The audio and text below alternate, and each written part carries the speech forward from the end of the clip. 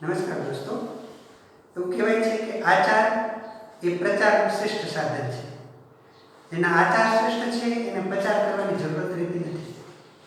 એટલે જે પોતાના આચાર દ્વારા વ્યક્તિની સામે આવે છે એને ક્યારેય બીજી કોઈ જરૂરત પડતી નથી.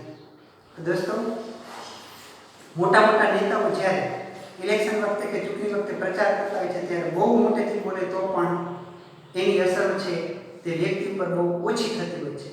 પણ એવા જ વ્યક્તિએ જો જીવનભર કામ કરેલું હોય પછી બીજાની વચ્ચે ઊભો રહેતો હોય અને બોલતો હોય તો એવા વ્યક્તિને જાજુ બોલવું પડતું નથી. એના દ્વારા એનો સંદેશો છે તે વ્યક્તિ સુધી પહોંચતો હોય છે. અને આમે તે આપણાની અંદર કે ભારતીય સંસ્કૃતિની અંદર પ્રચાર કરતા આચારને જ શ્રેષ્ઠ મનાવેલું છે. આચાર દ્વારા જ વ્યક્તિ છે તે બીજા વ્યક્તિને પોતાની જાતનું શીખવતો હોય છે. એટલે આચારનું મહત્વ છે. તમારાની અંદર પણ આચાર દ્વારા પ્રચાર થાય, આચારથી તમે શ્રેષ્ઠ બનો એવી શુભેચ્છા સાથે આપણે આપણું આજનું કામ છે તે શરૂ કરીએ. આપણો આજનો અભ્યાસ રહેશે સમતોલ રાસાયણિક સમીકરણ, જેની થોડીક ચર્ચા ગઈકાલે આપણે કરી છે. દળ સંચયનો નિયમ છે એના વિશેની પણ આપણે આજે વાત કરીશું. હીટ એન્ડ ટ્રાયલ પદ્ધતિથી રાસાયણિક સમીકરણ કેવી રીતે સંતુલિત કરી શકાય અને એવા સમીકરણ સંતુલિત કરવા માટેના બીજા અન્ય ઉદાહરણો છે એના વિશેની વિસ્તારથી આજે આપણે વાત કરવાના છીએ. તો દોસ્તો, સમતોલ રાસાયણિક સમીકરણ એટલે કેવું સમીકરણ એની વાત આપણે ગઈકાલે કરી હતી. સમતોલ રાસાયણિક સમીકરણ એટલે એવું સમીકરણ કે જેમાં પ્રક્રિયકમાં અને નિપજમાં પરમાણુઓની સંખ્યા પણ સરખી હોય અને એની અંદર બંને બાજુ દળ છે એ દળ પણ સરખું હોય એવા પ્રકારના સમીકરણને આપણે સંતુલિત રાસાયણિક સમીકરણ કહીએ છીએ. સમતોલ રાસાયણિક સમીકરણ કહેવાય, સંતુલિત રાસાયણિક સમીકરણ કહેવાય. એટલે બંને બાજુ દળ સરખું હોય એના માટે મેં તમને મેગ્નેશિયમના ઉદાહરણ દ્વારા કીધું હતું. બીજા એવા કેટલાય ઉદાહરણ લઈને આપણે જોઈ શકીએ કે બંને બાજુ પરમાણુની સંખ્યા પણ સરખી હોય અને બંને બાજુ દળ પણ સરખું. એટલે દળ સંચયનો નિયમ આપણને એવું કહે છે કે રાસાયણિક પ્રક્રિયા દરમિયાન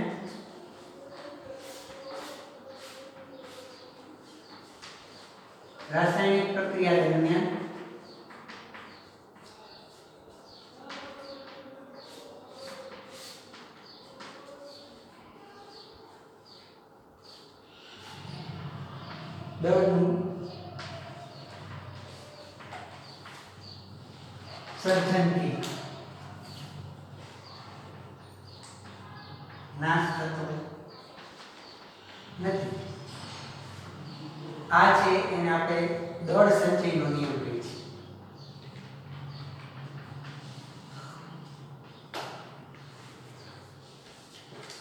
રાસાયણિક પ્રક્રિયામાં પ્રક્રિયકનું જેટલું દળ હોય એટલું દળ નિપજનું હોય અને પ્રક્રિયામાં જેટલા પરમાણુ હોય એટલા નિપજમાં પરમાણુ હોય. આપણે ધ્યાન રાખવાનું છે કે રાસાયણિક પ્રક્રિયા થાય તો રાસાયણિક પ્રક્રિયા દરમિયાન પ્રક્રિયકોમાં જે પરમાણુ હોય એમાંથી બીજું નવું સંયોજન બનતું હોય. એટલે કે દાખલા તરીકે આપણે આવું કોઈ સમીકરણ લીધું, દાખલા તરીકે Zn+HCl એટલે કે ઝીંક ધાતુ પર હાઇડ્રોક્લોરિક એસિડ નાખીએ તો સમીકરણ આમ થાય ZnCl2+H2. આ માળખાકીય સમીકરણ છે, સંતુલિત રાસાયણિક સમીકરણ નથી. સંતુલિત રાસાયણિક સમીકરણ આપણે પછી શીખી. પણ મારે તમને કેવું છે કે આમાં પ્રક્રિયકમાં જેટલા પરમાણુ હોય ને, જે પરમાણુ હોય અત્યારે પહેલા એની વાત કરી કે જે પરમાણુ છે, એક ઝીંક છે, એક હાઇડ્રોજન છે, એક ક્લોરીન છે, તો જે નિપજ બને ને એ ઝીંક વાળી, ક્લોરીન વાળી અને હાઇડ્રોજન વાળી જ હોય. આમાં કઈ નવો જે કોઈ પણ બીજી પ્રકારનો નવો પરમાણુ છે ને એ ઉત્પન્ન ન થાય. દાખલા તરીકે આમાં કઈ ઓક્સિજન નથી તો ઓક્સિજન વાળી કોઈ નિપજ આની અંદર બને નહીં. એ આપણે ધ્યાનમાં રાખવાનું કે જેવી પ્રકારના પરમાણુ આપણે લીધા છે એ પરમાણુમાંથી બંધોની અદલાબદલી થઈને નવા તત્વો છે, નવા સંયોજનો છે તે બનતા હોય છે. બાકી એની અંદર બીજા કોઈ નવીન તત્વનું સર્જન છે તે રાસાયણિક પ્રક્રિયા દરમિયાન ક્યારેય થતું નથી. એ આપણે ધ્યાન રાખવું. અને આ બાજુ જેટલા તમે પરમાણુ લીધા હોય એટલા પરમાણુ આ બાજુ તમને મળવા જોઈએ. એટલે કે અહીં ઝીંકના 2 પરમાણુ લીધા, ત્યાં 1 પરમાણુ લીધો છે તો અહીં ઝીંકનું 1 પરમાણુ મળે. હાઇડ્રોજન અહીં 1 છે, દેખાય છે ખરેખર 1, પણ પ્રક્રિયા દરમિયાન આમાં આપણે નિપજમાં 2 મળ્યા છે તો એ વપરાના હશે પણ 2 છે. એવી રીતે અહીં ક્લોરીન આપણને આ બગડો નહોતો કર્યો ત્યારે 1 દેખાતો હતો, અહીં 2 ક્લોરીન દેખાય છે પણ બન્યા હોય 2. તો ખરેખર એક ઝીંકના પરમાણુની સાથે હાઇડ્રોક્લોરિક એસિડના બે અણુની પ્રક્રિયા થાય તો એમાંથી ઝીંક ક્લોરાઇડ અને હાઇડ્રોજન વાયુ છે તે બનતું હોય છે. એટલે કે રાસાયણિક પ્રક્રિયા શરૂ થયા પૂર્વે અને રાસાયણિક પ્રક્રિયા પૂરી થઈ ગયા પછી બંને બાજુએ પરમાણુની સંખ્યા પણ સરખી હોય અને બંને બાજુએ પરમાણુનું દળ પણ સરખું હોય તો એવા સમીકરણને આપણે રાસાયણિક સમતોલ રાસાયણિક સમીકરણ છે તે કહીએ છીએ. મતલબ અહીંયા દળ સંચયનો નિયમ છે એના આધારે આ રાસાયણિક સમીકરણ સંતુલન કરવું પડે. બે બાજુ દળ પણ આની અંદર કરો તો બે બાજુ દળ પણ સરખા થઈ જતા હોય અને એટલે જ આપણને દળ સંચયનો નિયમ એવું કહે છે કે રાસાયણિક પ્રક્રિયા દરમિયાન દળનું સર્જન પણ નથી થતું અને દળનો નાશ પણ થતો નથી. અર્થાત પ્રક્રિયા પૂર્વે જેટલું દળ હોય એટલું દળ પ્રક્રિયા પૂરી થઈ ગયા પછી પણ હોય છે. એ બાબત આપણે ધ્યાન રાખવાની છે. તો હવે આપણે રાસાયણિક સમીકરણોને સંતુલન કરતા શીખવા છે. પણ એના પહેલા દોસ્તો આ સૂત્રો રાસાયણિક સૂત્રો એટલે શું એની થોડીક બાબતો હું તમને કહું. તમે કદાચ રાસાયણિક સૂત્રો કેવી રીતે લખવા અથવા તો કેવી રીતે એ સૂત્ર છે તે બનતા હોય એ ખબર ન હોય કદાચ તો એની થોડીક વાત હું તમને પહેલા કરું. દાખલા તરીકે કોઈ આપણને કહે કે પાણીનું સૂત્ર તો આપણે બોલીએ H2O. એમાં હાઇડ્રોજન અને ઓક્સિજન બે જ પરમાણુ છે તો કોઈ પાણીનું સૂત્ર છે તો આમ H2O2 કેમ નહીં? આવું કેમ નથી? આમાં H2O જ કેમ? હાઇડ્રોક્લોરિક એસિડ બોલીએ તો HCl શું કામ લખીએ છીએ? સલ્ફ્યુરિક એસિડ બોલીએ તો H2SO4 કેમ લખીએ છીએ? પોટેશિયમ આયોડાઇડ બોલીએ તો KiH શું કામ? બરાબર છે. કેલ્શિયમ ઓક્સાઇડ બોલીએ તો CuO કેમ લખાય છે? એવી રીતના પોટેશિયમ ઓક્સાઇડ બનાવીએ તો K2O કેમ? આવી બધી બાબતો છે. એ બાબતોમાં આ રાસાયણિક સૂત્ર કેમ બને છે એના માટે આપણને સંયોજનો જે બન્યા છે એ સંયોજનની સંયોજકતા ખબર હોવી જોઈએ. અને એ સંયોજકતા છે એ સંયોજકતા ઉપરથી આ સૂત્ર છે તે બનતા હોય છે. સંયોજકતાઓ ધન અને ઋણ બે ધન સંયોજકતા અને ઋણ સંયોજકતામાં અંદર સંતુલન થયેલું હોય. દાખલા તરીકે અહીંયા પોટેશિયમની સંયોજકતા +1 છે અને આયોડિનની સંયોજકતા -1 છે. એ બેની સંયોજકતા છે એ એકબીજાની અસરને નાબૂદ કરીને બે છે તે પાસે રહેતા હોય. એમાંથી તે સૂત્ર બન્યું હોય તો એ Ki થાય. એવી રીતે આ હાઇડ્રોજનની સંયોજકતા છે તે +1 છે અને ઓક્સિજનની -2 છે. આ કોઈ પણ સંયોજન રહ્યા ને ઈ વિદ્યુતીય દ્રષ્ટિએ છે ને તે નિષ્ક્રિય હોય. એટલે કે ધન સંયોજકતા જેટલી હોય એટલી જ ઋણ સંયોજકતા હોય. આ એક હાઇડ્રોજનની +1 છે તો બે હાઇડ્રોજન ભેગા થાય તો +2 થાય -2 થાય તો બે ઉપર સંયોજકતા છે તે સમાન થાય. એ રીતે જ એનું સૂત્ર છે તે બનતું. અહીં હાઇડ્રોજનની +1 છે ક્લોરીન -1 છે. અહીં બે હાઇડ્રોજનની +2 છે પણ આ આખો SO4 છે ને એની -2 છે. એવી રીતે અહીં કેલ્શિયમની +2 છે ઓક્સિજનની -2 છે. અહીં પોટેશિયમની +1 છે ઓક્સિજનની -2 છે પણ બે પોટેશિયમ છે એટલે +2 અને -2 બંને ઉપર સંયોજકતાઓ છે એ સમાન થતી હોય. એવી જ રીતે એના સૂત્ર બનતા એટલે રાસાયણિક સૂત્ર જે બને એની અંદર આપણે કંઈ ફેરફાર કરી શકીએ નહીં. એ જે બનતા હોય એવી રીતે બને. દાખલા તરીકે કેટલાક આવે છે જો હું કેટલાક +1 સંયોજકતા વાળા સંયોજનો લખું Na+1 K+1 પછી આ પ્લસ સંયોજકતા વાળા લેખા. દાખલા તરીકે આમ લખ્યું NH4+1 તો I પણ +1 સંયોજકતા વાળું છે. એવી રીતના ક્લોરીન -1 ફ્લોરીન -1 બ્રોમિન -1 આયોડિન -1 તો આ બધા આવી એક સંયોજકતા વાળા જે સંયોજનો છે આ એક સંયોજકતા વાળા જે તત્વો છે એમાંથી જો કોઈ નવું સંયોજન બને તો એ એકલા બગડા કાંઈ નહીં લાગે. એ બધા સોડિયમ ને ક્લોરાઇડ બનવાનું હોય તો આમ જ બને NaCl. પોટેશિયમ ક્લોરાઇડ બનવાનું હોય તો આમ જ બને Ka. પોટેશિયમ આયોડાઇડ બનવાનું હોય તો આમ બને Kr. એમોનિયમ ક્લોરાઇડ બનવાનું હોય તો આમ બને NH4Cl. એને બીજા કોઈ એકલા બગડા તગડા કાંઈ લાગે નહીં. પણ આમાંથી જો બે સંયોજકતા વાળા હોય દાખલા તરીકે કેટલાક બે સંયોજકતા વાળા છે Ca+2 Ba+2 એ રીતના બે સંયોજકતા માઈનસ વાળા પણ O-2 આખો SO4 છે એની સંયોજકતા -2 છે. આવી રીતે તો આમાંથી જે સંયોજનો બને ને એ આમ જ બનતા હોય CaO BaSO4 આવા સંયોજનો બને. Barium sulphate calcium oxide. આની અંદર આપણે આ સૂત્ર બને એમાં કંઈ ફેરફાર કરી શકીએ. દાખલા તરીકે એલ્યુમિનિયમ છે +3 છે ફેરિક છે a + 3 છે અને a જે છે એની સામે -3 સંયોજકતા વાળા દાખલા તરીકે PO4 હોય તો PO4 નો આખાની -3 સંયોજકતા છે તો એ બને AaPO4 ફેરિક ફોસ્ફેટ બનતો હોય તો આપણે FePO4 પણ ધ્યાનમાં રાખવાનું કે પેલું જે સંયોજક પેલું જે તત્વ હોય ને એ ધન તત્વ હોય પાછળ વાળું કોઈ બીજું કયું હોય ઋણ તત્વ હોય પણ અહીંથી તમે જોઈ શકો આનું સંયોજન રહ્યું આ +1 વાળા આની સાથે બને સોડિયમ ઓક્સિજન -2 સાથે બને તો એ સંયોજન આવી રીતના થાય Na +1 અને એની સાથે O -2 તો આપણે ઇસ્પીટોપ વિશ્લેષણ કરવાનું કારણ કે સોડિયમ +1 છે એવા બે જોઈએ એટલે આ સંયોજક તાણ લગાડી દે Na2 અને એકડો લગાડવાનો પણ એકડો છે તે આપણે ભૂસી નાખીએ તેનું સૂત્ર થાય Na2O +1 સંયોજકતા -2 વાળી હોય તો બે આવડા જોઈએ એક આ એવી રીતે સૂત્ર બનતું એવી રીતના સોડિયમમાં PO4 સાથે આમ લગાડેલું હોય તો આમ બને એની એક +1 છે અને PO4 છે એની માથે -3 છે તો તગડો આને લગાડી દેવાનો Na3 એકડો આના પર પણ એકડો લખવાનો નહીં અને આમ કરી નાખો તો Na3PO4 સોડિયમ ફોસ્ફેટ એવું સૂત્ર થાય ધ્યાનમાં આવ્યું ખબર પડે છે એવી રીતના આમ હોય દાખલા તરીકે Cn એની આ Cl2 એટલે કેલ્શિયમ ક્લોરાઇડ બનાવવું છે તો Ca+2 અને Cl -1 છે તો આ બગડો આને લગાડી દેવાનો એકડો આને પણ એકડો લખવાનો નહીં અને બગડો લગાડો તો સૂત્ર થાય CaCl2 કેલ્શિયમ ક્લોરાઇડ બરાબર એવી રીતના આમ હોય તો આ તો બેરિયમ ક્લોરાઇડ થાય અહીં હોય તો બેરિયમ બ્રોમાઇડ થાય બેરિયમ આયોડાઇડ થાય બેરિયમ આયોડાઇડ થાય તો BaI2 એમ લખાય સમજણ પડે છે ને રીતે બોલવું છે એવી રીતના એલ્યુમિનિયમ અને ક્લોરીન હોય તો એલ્યુમિનિયમ ની +3 છે ક્લોરીન ની -1 છે સંયોજકતા તો અહીં થાય AlCl3 શું થાય સૂત્ર બને AlCl3 એલ્યુમિનિયમ ક્લોરાઇડ સામાન્ય રીતે આવી રીતે સૂત્ર છે તે બનતા હોય અને આ જે રાસાયણિક સૂત્ર થયા ને એ સૂત્રમાં આપણે અંદર કઈ ફેરફાર કરી શકીએ એટલે ટૂંકમાં આવા સૂત્ર છે એ બનાવવાની પદ્ધતિ તમને ખબર છે તમે જાણો છો એટલે સૂત્રમાં આપણે કંઈ બહુ જાજો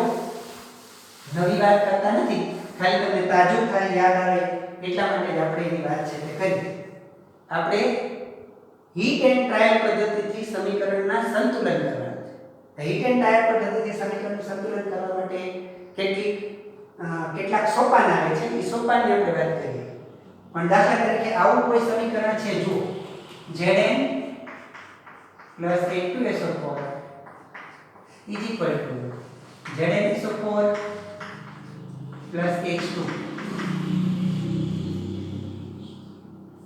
આ સમીકરણ છે તે સંતુલન છે કે નહીં એ જોવું હોય તો કેમ કરવાનું તો કે આમાં કયા કયા તત્વ છે એ પહેલા જુઓ તત્વ છે ઝિંક હાઇડ્રોજન સલ્ફર ઓક્સિજન આ બાજુ પ્રક્રિયક છે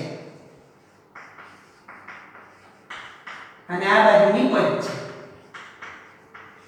બેમાં તત્વની સંખ્યા સરખી હોવી જોઈએ આ બાજુ જો ઝિંક કેટલા છે 1 પેલા પ્રક્રિયકમાં જોઈ લેવાનું છે હાઇડ્રોજન કેટલા છે 2 સલ્ફર કેટલા છે 1 ઓક્સિજન કેટલા છે 4 આ બાજુ ઝિંક કેટલા છે 1 સલ્ફર કેટલા છે 1 ઓક્સિજન કેટલા છે 4 હાઇડ્રોજન કેટલા છે 2 ઝિંક બે બાજુ સરખા છે હાઇડ્રોજન બે બાજુ સરખા છે સલ્ફર બે બાજુ સરખા છે ઓક્સિજન બે બાજુ સરખા છે તો આવું જે સમીકરણ થાય ને એને સમતોલ રાસાયણિક સમીકરણ કહેવાય કેવું કહેવાય સમતોલ રાસાયણિક સમીકરણ પણ બધાય સમીકરણ દોસ્તો આવા સંતુલિત હોતા નથી એટલે એ સમીકરણને આપણે સંતુલ કરવા પડે તો એ સમતોલ કરવા માટે કેમ કરવાનું એના માટેની જે પદ્ધતિ છે એને હીટ એન્ડ ટ્રાયલ પદ્ધતિ કહેવાય કેવી હીટ એન્ડ ટ્રાયલ પદ્ધતિ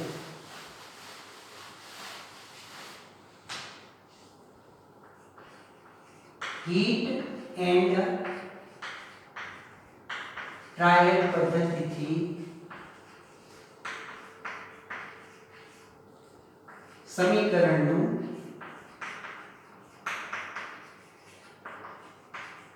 સંતુલન હીટ એન્ડ ડ્રાય પદ્ધતિથી સમીકરણનું સંતુલન કેમ કરવું તે જોવાનું. પહેલા આપણે એમાંથી આવું એક સમીકરણ લઈએ. જો Fe plus H2O is equal to Fe3O4 plus H2. બરાબર, આવું કોઈ સમીકરણ છે. તો આ સમીકરણ સંતુલન નથી. જો અહીંયા Fe1 છે, અહીં Fe3 છે, અહીં હાઇડ્રોજન 2 છે, અહીં હાઇડ્રોજન 2 છે, પણ અહીં ઓક્સિજન 1 ને ઓક્સિજન 4 છે. બરાબર, તો આવા સમીકરણને આપણે સંતુલન કરવું પડે. તો સંતુલન કરવા માટેનું પહેલું સોપાન છે સોપાન નંબર 1.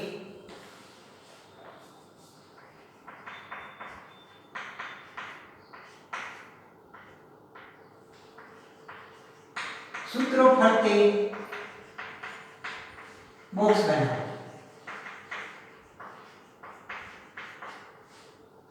આજે આપણને અહીં સૂત્ર આપેલા છે સંયોજનના.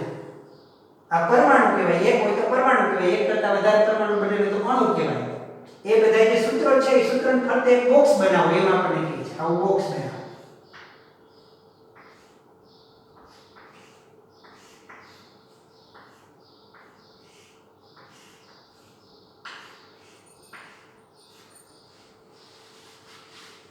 હવે બોક્સ બનાવ્યા પછી સંતુલન, આ બોક્સ એટલા માટે બનાવવાના છે કે આ જે બોક્સની અંદર છે ને, સંતુલન કરવા માટે ક્યાંય આંકડા નહીં મૂકવાના, બોક્સની બહાર જ મૂકવાનો. અને બોક્સની બહાર જે આંકડો મૂકો ને એ આખા સૂત્રને બધાયને લાગુ પડે એમ આપણે ધ્યાનમાં રાખવાનું. આંકડો બોક્સની બહાર જ મૂકવાનો સંતુલન કરવા માટે, અને એ બધાયને આખા સૂત્રને લાગુ પડે એમ રીતના કરવાનું. બોક્સમાં આપણે સૂત્રમાં સમીકરણના સંતુલન દરમિયાન કાંઈ ફેરફાર કરવાનો નથી, એના કોઈ આંકડા બદલવા નથી, કારણ કે સૂત્ર આપણે બદલાવી શકીએ નહીં. જેનું જે સૂત્ર છે એ સૂત્ર એ જ રીતે હોય, એટલે સૂત્ર આપણે બદલવા નથી. આપણાથી સંતુલન કરતી વખતે સૂત્ર બદલાઈ ન જાય એટલા માટે પહેલું સોપાન શું કરવાનું છે? સોપાન 1 એ સૂત્રની ફરતે બોક્સ બનાવવાનું. બરાબર, પછી બીજું સૂત્ર, બીજું સોપાન 2.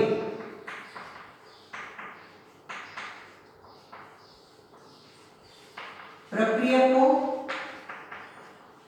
અને નિપજોમાં રહેલા પરમાણુઓની યાદી બનાવો.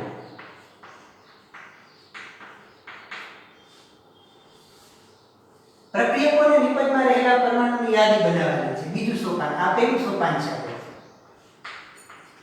બીજું સોપાન પ્રક્રિયક અને નિપજમાં રહેલા પરમાણુની યાદી બનાવવાની. એટલે શું? આવી યાદી બનાવવાની. એક બાજુ લખવાનું પરમાણુ, પ્રક્રિયકોમાં અને નિપજો.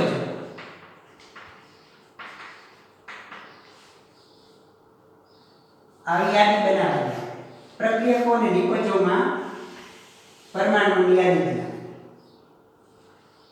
આમાં પરમાણુ કોણ છે? એ Fe છે,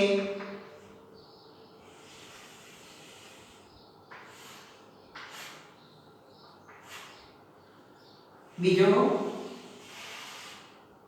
H છે હાઇડ્રોજન, ત્રીજો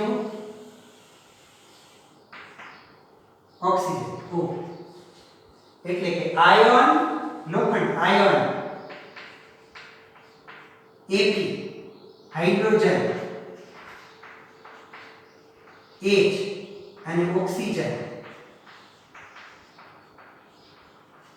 આવા ત્રણ પરમાણુ છે. આ ત્રણ પરમાણુ પ્રક્રિયકમાં કેટલા છે પેલા જોવાનું. પ્રક્રિયકમાં Fe1 છે, હાઇડ્રોજન 2 છે, ઓક્સિજન 1 છે. બરાબર, આવું છે ને? હવે નિપજમાં જોવાનું. નિપજમાં Fe3 છે, ઓક્સિજન 4 છે અને હાઇડ્રોજન 2 છે. પહેલા સોપાનમાં શું કરવાનું? સૂત્રોની ફરતે બોક્સ બનાવવાનું. બીજા સોપાનની અંદર શું કરવાનું? પ્રક્રિયકમાં અને નિપજમાં રહેલા પરમાણુની યાદી બનાવવાની. આવી યાદી બનાવી. બરાબર, પછી ત્રીજું સોપાન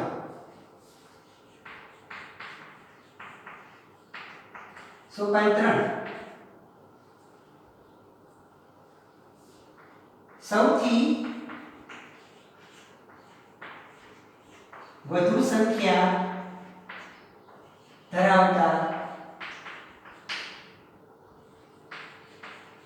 પરમાણુને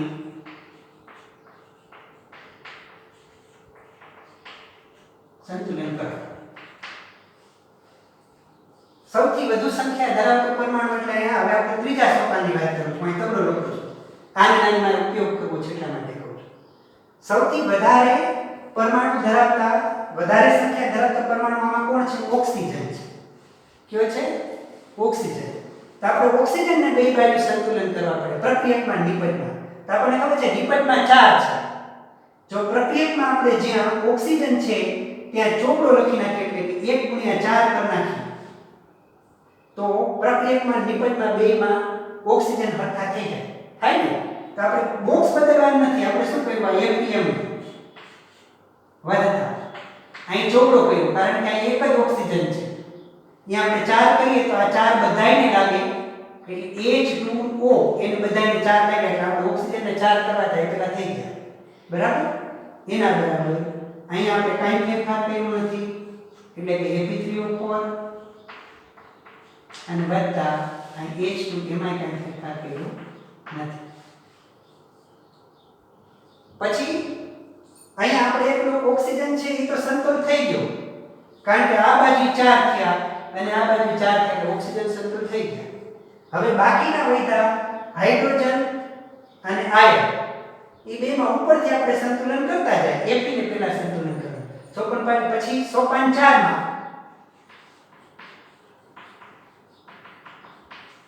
બાકીના પરમાણુઓનું સંતુલન કરો.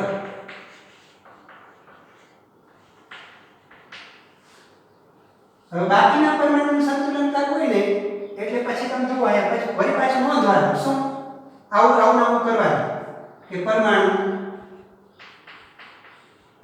પ્રક્રિયકોમાં અને નિપજો.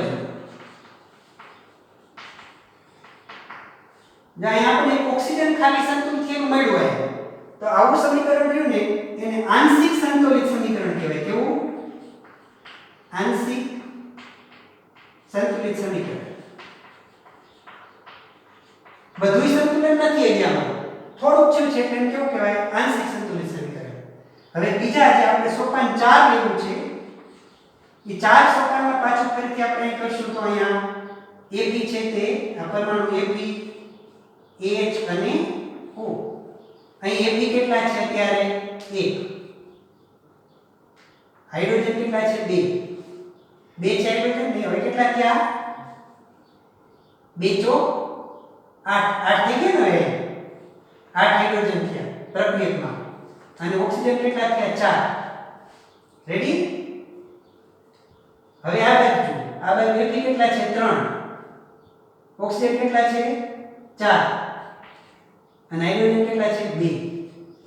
તો બે વસ્તુ અસંતુલિત થઈ. જુઓ આ Fe બે બાજુ સરખા નથી અને હાઇડ્રોજન બે બાજુ સરખા નથી. એક માત્ર શું થયું? સંતુલિત ઓક્સિજન સંતુલિત થયું. તો આપણે Fe ને સંતુલિત કરવાનું તો એમ લખવાનું Fe ને સંતુલિત કરતા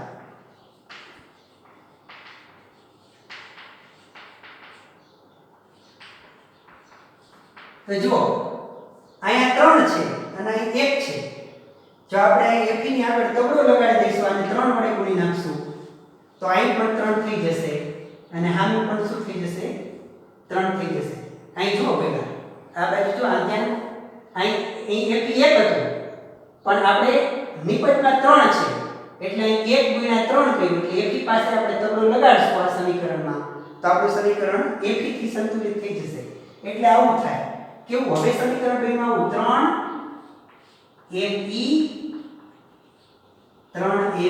વત્તા 4H2O ઇક્વલ ટુ Fe3O4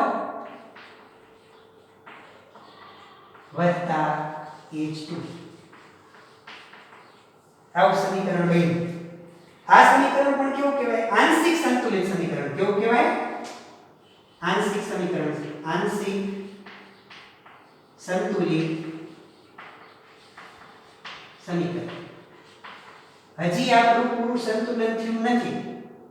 જો આની અંદર પણ એવું જ છે.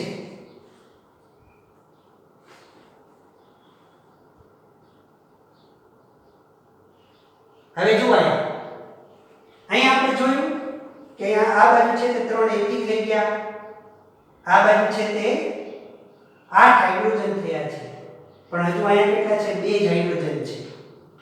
અને આ બાજુ ઓક્સિજન 4 થઈ ગયા, એટલે એ સંતુલન થઈ ગયું છે, આ સંતુલન થઈ ગયું. હવે આપણે માત્ર કેની વાત છે? હાઇડ્રોજન.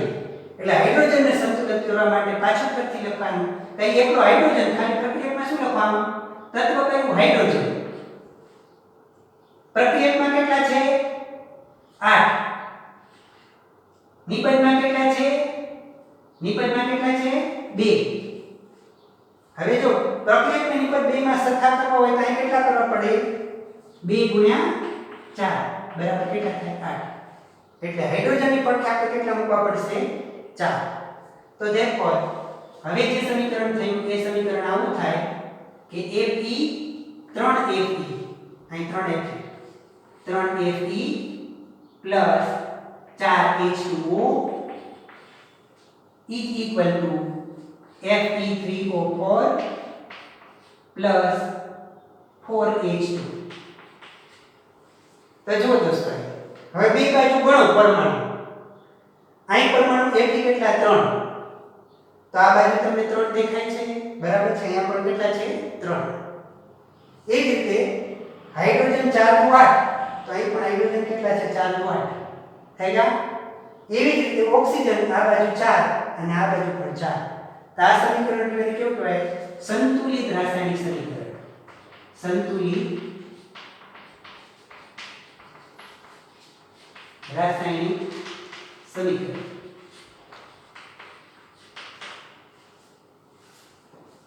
તો જો આપણે અત્યાર સુધીના સોપાનમાં શું કર્યું? પહેલા સોપાનમાં સૂત્રણ ફરતે બોક્સ બનાવ્યું, બીજા સોપાનની અંદર પ્રક્રિયકો નિપજમાં રહેલા પરમાણુની યાદી બનાવી, ત્રીજા સોપાનની અંદર સૌથી વધુ સંખ્યા ધરાવતા તેવા પરમાણુને પહેલા સંતુલિત કર્યો એટલે ઓક્સિજનને સંતુલિત કર્યો. ત્યારબાદ બાકી વધેલા પરમાણુ એટલે કોણ કોણ? Fe અને H, એને બેને પણ આપણે સંતુલિત કરવા પ્રયત્ન કર્યો અને બેને સંતુલિત કર્યા. એટલે આપણું સમીકરણ થયું 3Fe plus 4H2O is equal to Fe3O4 plus 4H2. આવું સમીકરણ બન્યું. એ સમીકરણ સંતુલિત સમીકરણ છે. પણ સંતુલિત રાસાયણિક સમીકરણમાં તમે જોઈશો અહીંથી અહીંયા તો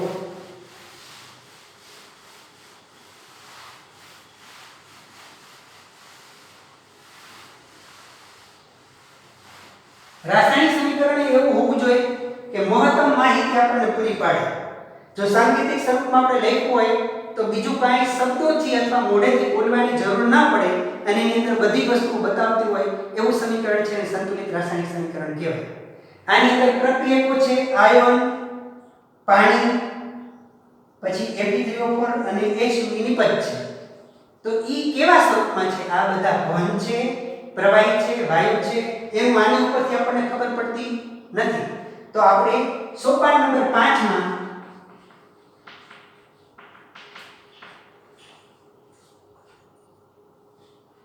પ્રક્રિયકો અને નિપજોની સ્થિતિ લખી.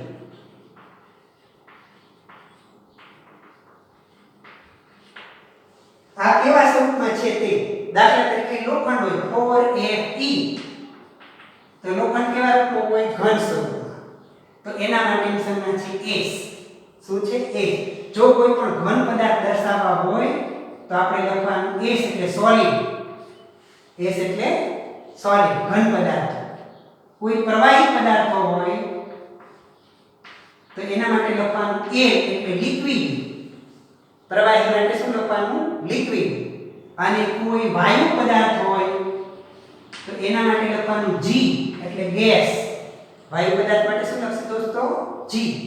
અને કોઈ જલદ્રાવ્ય પદાર્થ હોય, જલદ્રાવ્ય અથવા પાણીમાં બનાવેલો દ્રાવણ હોય, એવા બધા હોય તો એને AQ લખવાનું. A અને Q, એક્વેયસ.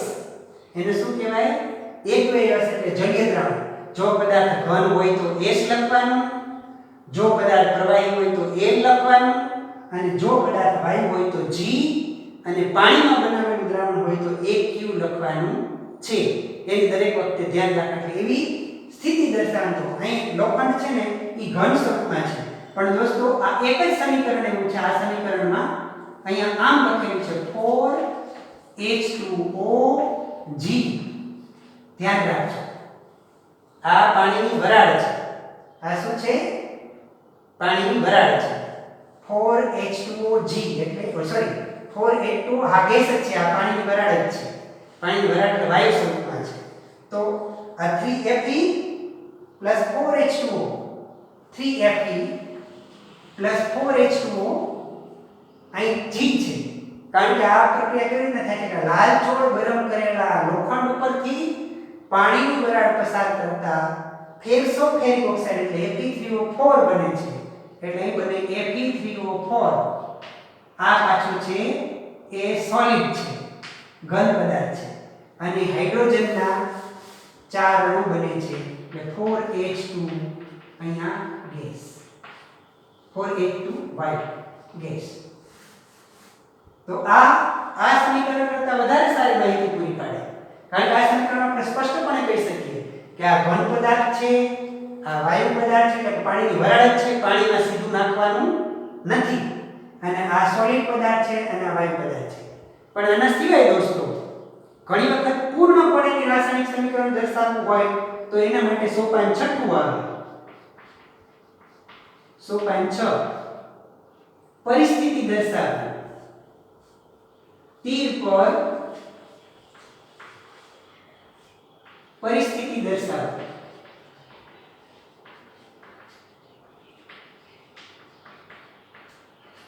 એના માટે પરિસ્થિતિમાં આવું હોય, પરિસ્થિતિમાં આપણે શું દર્શાવતા? દાખલા તરીકે આવું તીર દર્શાવતા હોય, આવું દર્શાવતા ત્રિકોણ, એટલે ગરમી માટેની નિશાની છે.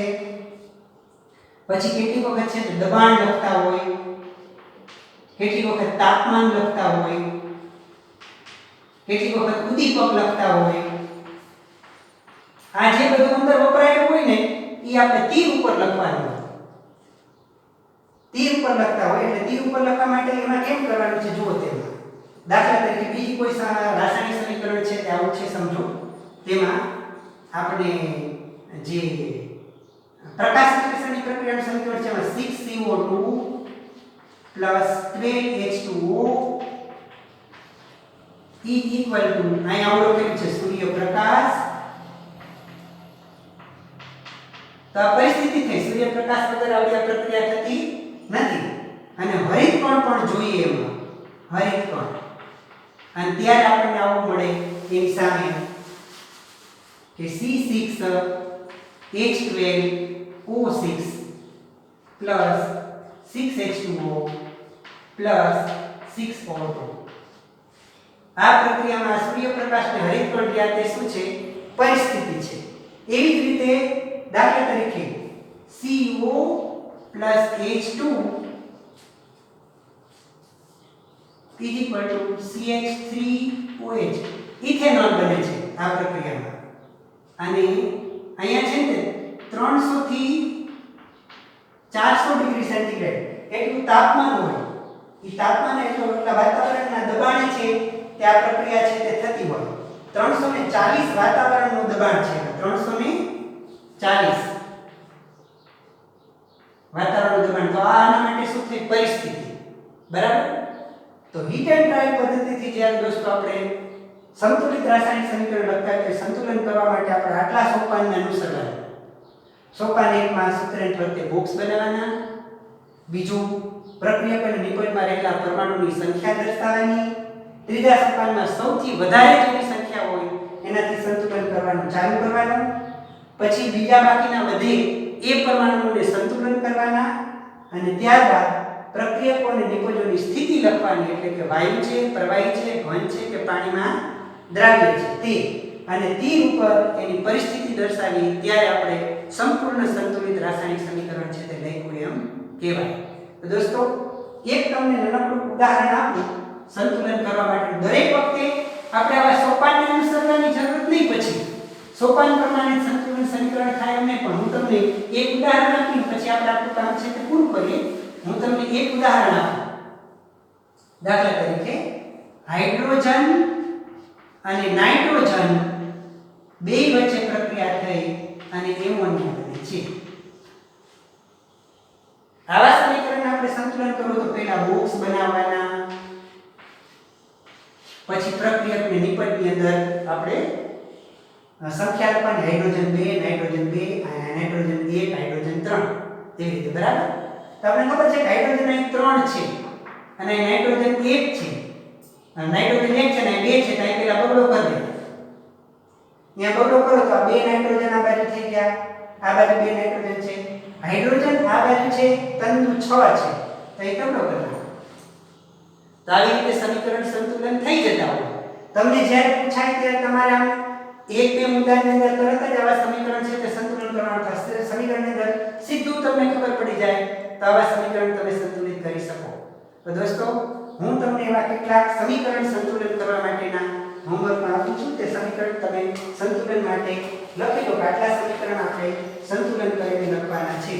એમાં દાખલા તરીકે BaCl2 વત્તા H2SO4 is equal to BaSO4 વત્તા HCl. બીજું સમીકરણ છે